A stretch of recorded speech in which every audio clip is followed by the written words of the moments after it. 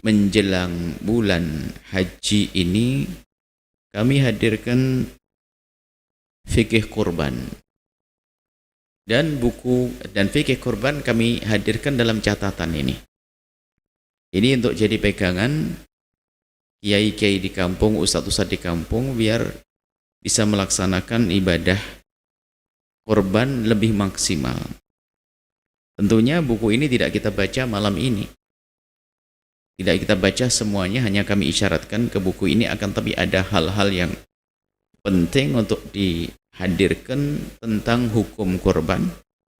Hukum kurban adalah sunnah yang sangat dianjurkan, sunnah yang sangat, sunnah besar, sunnah yang dikukuhkan.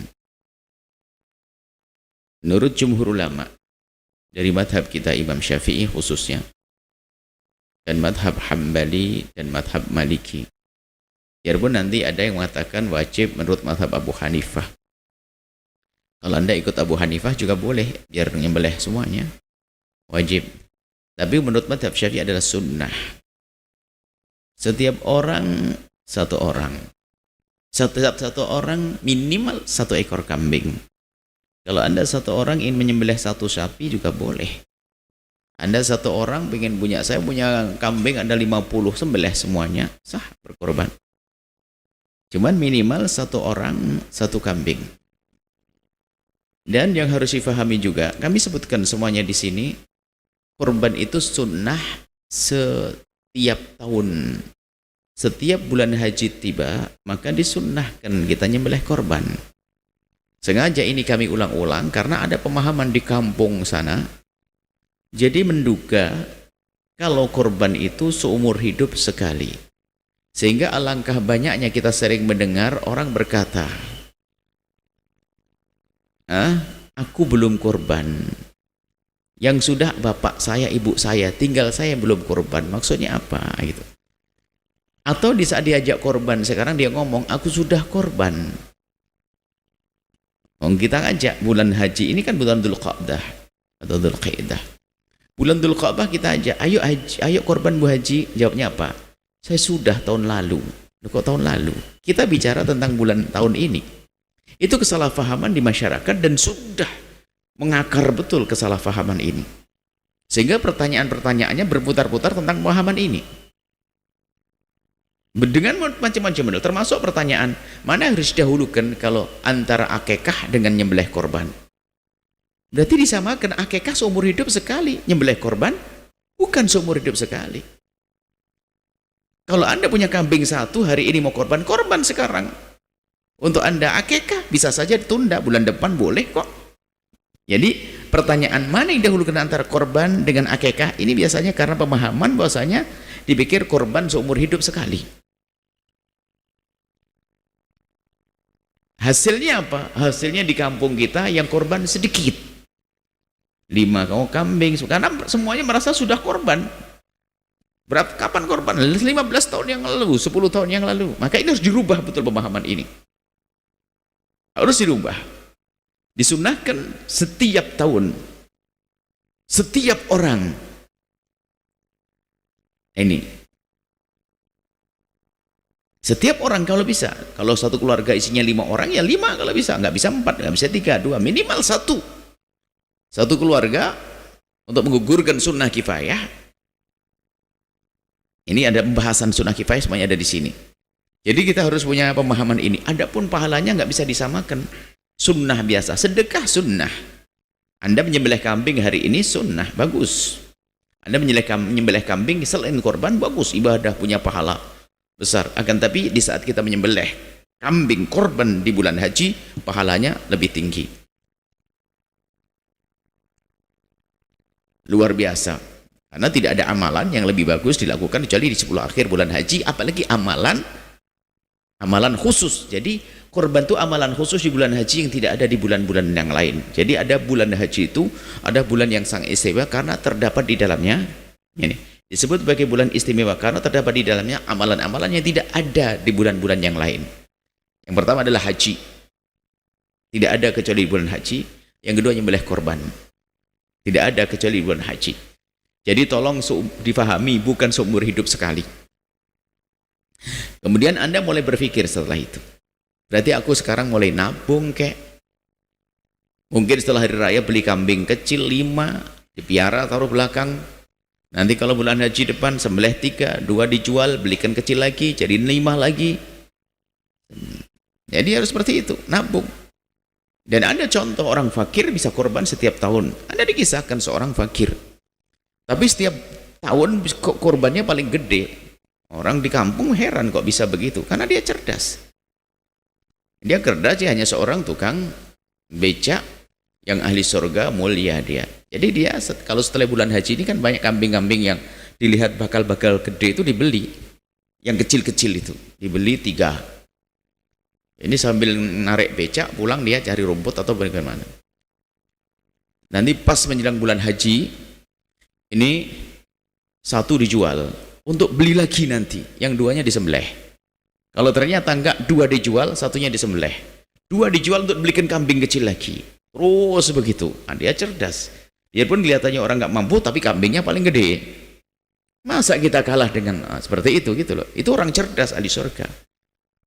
Jadi ayo kita berpikir tentang menyembelih korban untuk menjadikan hari raya korban betul-betul hari raya untuk kita, hari bersenang-senang, hari makan, hari kita sambung silaturahmi, jangan menyembelih korban. Ini yang perlu kami hadirkan pada kesempatan ini agar kita semuanya bersemangat untuk menyembelih korban.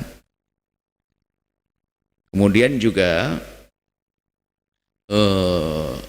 korban itu jangan dipersulit dengan model-model misalnya sunnah menyaksikan. Tapi kadang-kadang memaksakan diri untuk menyaksikan. Sehingga biaya menyaksikannya itu kadang biaya kambing. Misalnya hanya gara-gara kita pengen korban misalnya di Sumatera sana. Kita ingin korban di Sumatera. Rupanya salah pesan ustadznya. Harus disaksikan Sumatera. Kambingnya harganya 1 juta, 2 juta. Tak taunya apa? Harus melihat tiketnya 2 juta. Ya mending duitnya diberikan untuk bisa lebih manfaat di sana jadi kambing lagi kayak atau bagaimana. Yang menyaksikan dianjurkan sunnah. Sunnahnya adalah Anda menyembelih sendiri kalau bisa. Kalau salah nyembelih kan kacau. Anda menyaksikan kalau bisa. Dan dimudahkan. Tidak harus dikalungin, nggak usah dikalungin. Nanti kambingnya namanya kambing, ada nama kita nanti ya. Nggak usah pakai, itu hanya ditandai saja. Bukan haram juga. Asalkan kalau nama-nama mulia, jangan sampai dekat kambing lalu terhina. Namanya nama-nama Nabi. Ada Muhammad, ada Mulia, Zakaria, Yahya, atau bahkan nama-nama Nabi. Taruh di bokongnya kambing nanti kan nggak terhormat begitu ya. Itu juga harus diwaspadai yang demikian itu. Nama-nama mulia, jangan dikalungkan di binatang, bisa nanti kena najis dan sebagainya. Itu termasuk hal-hal, ini belum kami hadirkan di sini, sepertinya itu harus dimasukkan juga. Catatan-catatan hal-hal yang perlu diperhatikan. Jadi buku ini bakal berubah terus, nanti akan ada tambahannya. Ini catatan saya tambahkan ya. Ya, nama-nama di kambingnya, kambing katanya. Ini perlu cerita sih. Ada tulis namanya, nama Abdullah, nama Allah. Kambing itu leher, ditindih sama kambing kena najis. Ayo.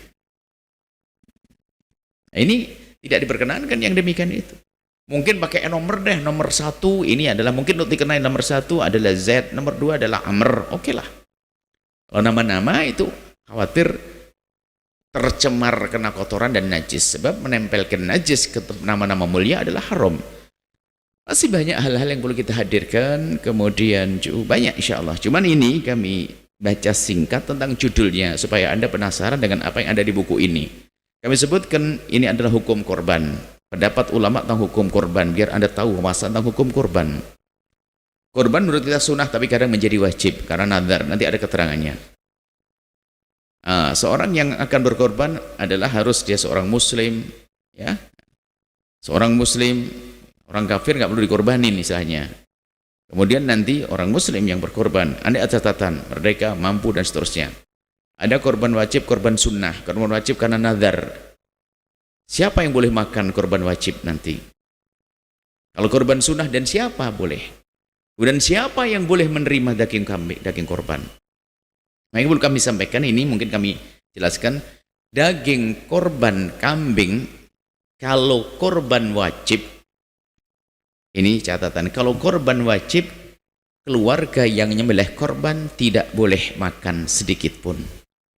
Dan korban tidak akan menjadi wajib kecuali dinadarkan. Nadar, aku nadar tahun ini akan korban. Korbannya jadi wajib. Atau aku telah menjadikan ini adalah kambing korban. Dengan niat begitu, maka dia akan menjadi nadar wajib. Lah kalau sudah korbannya wajib, maka keluarganya tidak boleh memakan.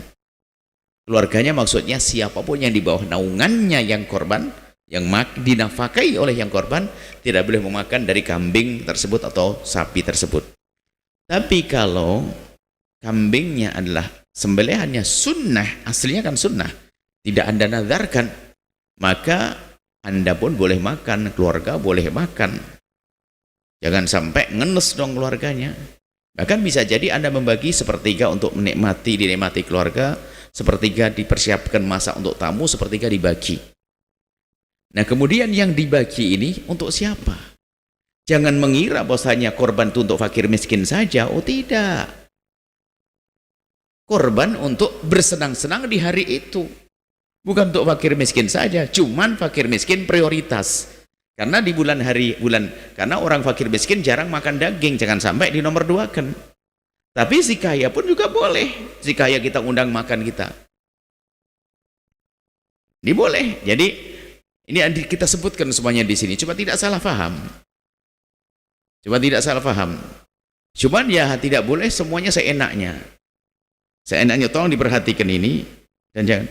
Biasanya ini ada seenaknya ngatur kambingnya orang. Tukang sembelih. Ini gara-gara nyembelih sapi itu langsung ngambil sebelah kakinya. Wedek satu pikul bawa pulang ke rumah. Ini tukang nyembelih ini jangan disuruh lagi begitu. Wong yang lain belum dapat harus diratakan. Tukang nyembelih nih. Sebab di sebuah kampung kayak wajib, kayak sudah akad. Nggak begitu. Nah, jadi ini perlu adab-adab begitu di mana ada. Coba. Dan dia kayaknya tidak jauh dari kampung kita. Karena suatu ketika ada orang mengadu, tukang sembelihnya langsung tiba-tiba paha sapi gede dibawa pulang sendiri. Karena harus begini caranya. Siapa bilang harus begini? Anda tukang sembelih kambing, pilihannya 2. Anda gratis lillahi ta'ala, seperti yang lainnya juga lillahi ta'ala. Lalu Anda mendapatkan bagian seperti yang lainnya mendapatkan bagian. Yang kedua, komersil. Sekali sapi bayarnya berapa? Nanti diambilkan daripada yang menyembelih korban atau panitia menyiapkan dari dana yang lain. Tidak boleh juga imbalannya diambilkan dari daging korban, nggak boleh. Bayar satu sembelihan 50.000, 60.000. Jangan seenaknya ngambil semaunya sendiri. Karena itu membuat ini sapinya cuma 1, kampung orangnya banyak, mau dibagi-bagi, diambil seperempatnya, kan kacau. Ini diantaranya harus kita hadirkan. Supaya kami jelaskan begini, biar Anda ini kalau jadi pengurus masjid paham. Ingatkan itu tukang penyembelih. Kalau memang dia cari duit, bagus, halal kok, boleh cari duit, caranya komersil dong. 1 kambing berapa biayanya? Begitu. Cuman biasanya kalau hari raya korban tuh sama-sama senang-senang tuh nggak pakai begitu-begituan. Wong nyembelih ikut seneng rame-rame, bismillah, Allah, seneng. Indah itu semuanya, begitu. Jadi ini kami sebutkan ya, sunnah. Hukum bergabung dalam satu korban. Nah, hukum bergabung dalam satu korban. Kambing, sapi, onta. Kalau kambing 1 orang. Kalau kambing nanti jadi 7, ada riwayat-riwayat begitu. Nah, kalau kambing untuk banyak orang namanya sunnah kifayah. Untuk 1 orang tapi menggugur yang lainnya. Jadi kita keluarga ada 9 orang. Kemudian saya punya kambing 1, saya nyembelih untuk saya. Tapi dengan saya nyembelih ini setelah menggugurkan yang lainnya tentang sunnah kifayah. Bukan 1 orang untuk 7, 1 kambing untuk 7 orang, oh tidak. Mungkin pernah mendengar 1 kambing untuk 7 orang, oh bukan begitu. Para ulama menjelaskannya enggak begitu. Tapi kalau sapi boleh-boleh untuk 1 orang. Sapi 1 orang boleh, onta 1 orang boleh. Bahkan Anda boleh menyembelih lebih dari 1. Seperti itu. Kemudian keutamaan hewan korban itu apa kami sebutkan. Sifat-sifat kambing korban seperti apa. Kemudian cara menyalurkan daging ada. Tentang sunnah kifayah dalam korban apa penjelasannya. Sehingga kami sebutkan judulnya biar Anda penasaran untuk membacanya. Menyembelih di malam hari raya bagaimana hukumnya? Atau di saat hari tasyrik, sampai kapan bolehnya? Jadi ini kami tambahkan juga Barangkali di hari raya korban tidak punya kambing, tak taunya di hari tasyrik yang pertama menantunya ngirim duit banyak, boleh beli kambing, hari itu masih bisa korban. Sampai hari tasyrik yang pertama, kedua, sampai hari tasyrik ketiga sebelum terbenam matahari masih boleh kita berkorban, mendapatkan keutamaan korban. Ini ada hewan korban yang terpotong telinga atau ekornya dan sebagainya, tanduk, semuanya kita bahas di sini. Menyembelih korban yang sedang hamil, kambing betina kami sampaikan, tidak usah ragu, kambing betina boleh. Dari mana keyakinan tidak boleh itu? Ayo, kambing betina kami sebutkan dengan jelas di sini. Kita ingin memangkas kesalahpahaman yang menjadikan orang susah berkorban. Kambing betina punyanya betina, kok saya punya kambing betina gede lagi, tapi nggak boleh korban. Siapa bilang tidak boleh korban? Bahkan ulama tidak hanya menyembelih itu, jauh lebih itu. Kalau ada hamilnya bagaimana? Berarti kalau hamil pasti betina, masa ada jantan hamil? Kan tidak ada. Jadi itu jelas semuanya. Maka kami ingin memangkas ini biar Anda mudah menyembelih korban. Tanduk, nggak ada tanduknya. Ya ini gara-gara nggak ada tanduk nggak cukup berat. Tanduk itu kan sekedar tanda. Kalau tanduknya panjang berarti umurnya banyak. Kalau umurnya banyak biasanya gede. Lu tanduknya gede kurus, ya lebih baik nggak usah pakai tanduk tapi gede, kan begitu. Nanti kita jelaskan di sini. Janin hewan korban, kerbau, rusa itu bagaimana nanti? Ada kerbau, ada rusa. Tidak kami jawab di sini, biar baca nanti. Atau nanti lihat minggu berikutnya. Patungan korban ada enggak? Itu namanya sedekah jatuhnya, enggak ada patungan nanti. Kecuali patungan korban sapi, patungan kita 7 orang, jadi satu. Karena sapi 7 orang. Patungan, ada patungan yang tidak sah jadi korban tapi bisa sedekah. Ini juga jangan dipangkas. Sebuah SD SMP anak-anak sumbangan. Kemudian setelah itu satu kelas isinya 40 anak, lalu sumbangan bisa beli kambing 1 korban. Ustadznya bukan ustadz bijak, nggak sah korban, nggak boleh. Siapa bilang nggak boleh? Kalau nggak sah jadi korban bener, tapi jadi sedekah. Biarkan mereka berlatih. Sedekah lumayan ikut meramaikan. 40 orang yang beli 1 kambing. Kalau katakan nggak boleh kan jadi masalah. Cuman jangan disebut sebagai korban yang sesungguhnya. Korbanan, biar seneng. Korbanan. Tapi di rumah tetap korban nanti. Rame-rame namanya patungan. Tapi patungan yang sah ada. Kita bersepuluh beli 1 sapi, kita berikan keluarga ini. Bulan depan ini jadi kayak arisan korban dan sebagainya. Itu sah, nanti kita sebutkan semuanya di sini. Ini arisan korban, kemudian korban online. Online nggak ada masalah. Online itu maksudnya apa? Korban online adalah kita ingin menyembelih korban tapi lewat panitia yang melalui media, jadi online. Maka ini dengan cara-cara pertama Anda harus menduga bahasanya panitianya itu benar. Kalau Anda tahu, Anda nggak tahu bagaimana Anda mengirimkan. Anda kenal siapa yang mengadakan, siapa yang menyelenggarakannya. Jangan-jangan hanya orang aja menyadap barangkali ada rezeki masuk kan. Anda harus tahu, mungkin itu adalah ustadz sana, kiai sana, atau tim di sana membuat. Anda boleh kirim. Tapi caranya nanti setelah Anda mengirim, Anda sifatnya mewakilkan. Tolong tim yang ada di sana, saya menghendaki kambing yang gambar ini, nomor ini, yang harganya begini. Tolong belikan ini. Kirim transfer. Dia membelikan. Setelah itu sudah kita niat menyembelih korban. Nggak usah laporan kambingnya ini loh kambingnya. Di video call nggak usah pakai itu. Biarpun boleh video call, asalkan nggak ngerepotin orang. Jadi kita menyerahkan selesai. Sama zakat fitrah jangan dipersulit seperti di kampung-kampung harus dipegang nawaitu an ukhrija zakatul fitri. Ustadznya yang membimbing, yang dibimbing perempuan sambil pegang tangannya, kan jadi kacau begitu. Cukup aja dibungkus selesai. Niat mengeluarkan zakat fitrah selesai dengan hati. Jadi kita perlu memudahkan ibadah ini, jangan pakai sesuatu yang menjadi semuanya serba ruwet. Termasuk korban begini, biar mudah. Terus man, ini kami teruskan. Membagi korban untuk orang kafir bagaimana?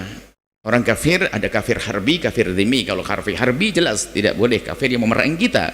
Kafir dhimmi nanti ada pendapat. Imam Malik sangat mudah dalam hal ini. Sudahlah, kalau tetangga kita Nasrani, Hindu, Buddha, yang kita hidup baik dengan mereka, ikut madhab Imam Malik, ambilkan sepotong, sah menurut ini adalah untuk menjaga keindahan dalam bermasyarakat. Mudah sekali nanti. Jadi ada ilmunya. Kemudian ini semuanya ada di sini. Hukum daging dan kulit hewan korban. Hukum menjadikan bagian korban sebagai upah tukang sembelih. Ini kita sebutkan. Antara korban dan akikah. Ini biasa kesalahpahaman dalam pemahaman korban, lalu menjadikan pertanyaan ini. Menggabungkan akikah dengan korban dan seterusnya. Ini masih sangat mungkin kita merindukan ada pertanyaan-pertanyaan yang banyak tentang korban, nanti ada buku kedua seputar pertanyaan seputar korban nanti insya Allah. Ini baik, ini kitabnya, mohon nanti yang pengen beli, yang pengen pinjem, yang pengen denger kan ini sudah kita bahas kalau salah tahun yang lalu. Buka kembali di channel ini adalah ada, kita sudah bahas ini tuntas di setahun yang lalu insya Allah. Mungkin yang jauh beli kitabnya susah, Anda bisa tengok, denger aja sambil mau tidur, jangan sambil tidur.